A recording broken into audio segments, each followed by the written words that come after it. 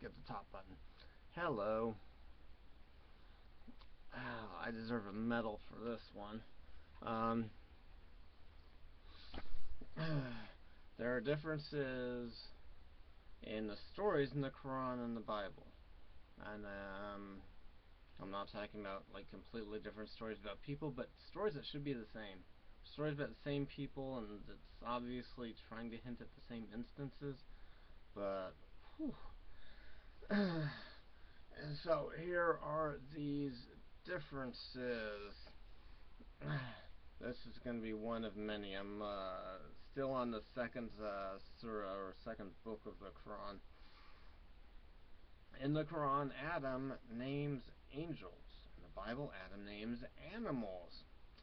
Little difference, but an important difference. In the Quran, God orders Adam to be worshipped, and there is no equivalent in the Bible of Adam being worshipped, or God telling anyone to worship.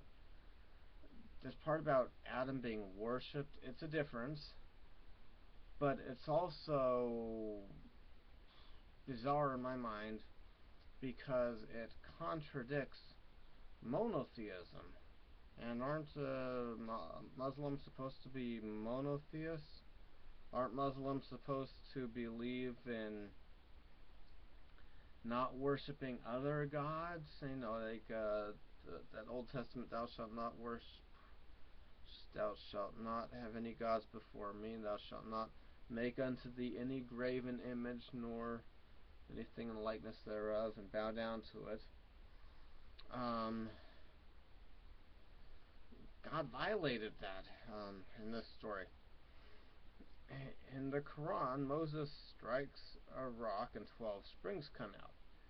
In the Bible, Israel finds 12 springs. Then two chapters later, Moses strikes a rock. In the Quran, some people return to Egypt. In the Bible, nobody is recorded returning to Egypt. That's a difference that it could be a detail that was overlooked. Just not recorded in the Bible. That's not a contradictory difference, but it is a difference nonetheless. If people returned, I would expect it to be recorded. In the Quran, God turns people into monkeys. In the Bible, there is nobody turned into any kind of animal. Everything stays the same kind of animal.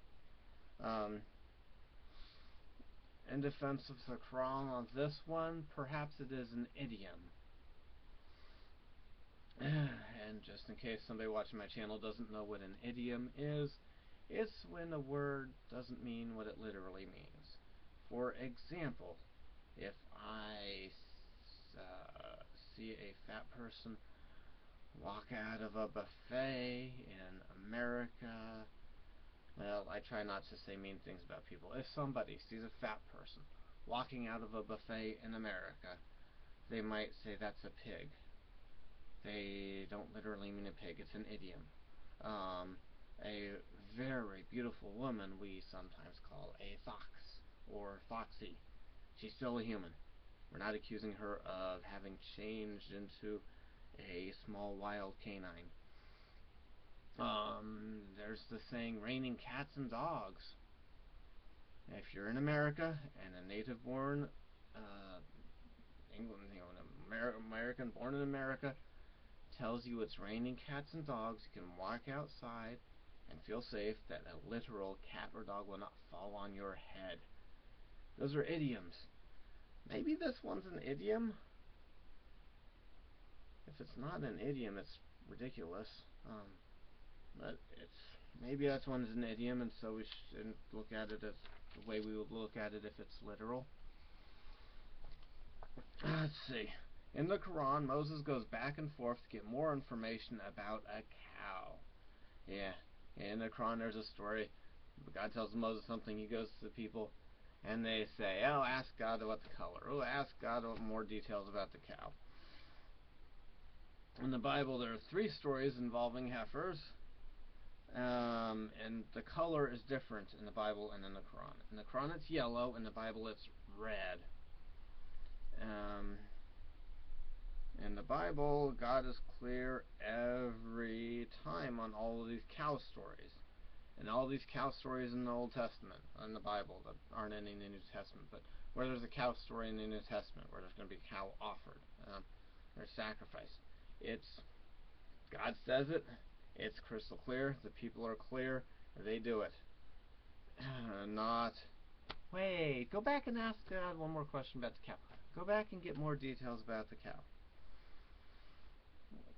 In the Quran, Abraham is more involved in Ishmael's life than in the Bible. And in the Quran, they build the Kaaba together. But in the Bible, they don't build anything together. Abraham has to send Ishmael away. In the Quran, Ishmael is identified as a father of the Jews. But in the Bible, we find that Ishmael is, let me think, Ishmael, Isaac, uncle of the first Jews, uncle of Israel, not a father. The Quran mixes the stories of Saul and Gideon.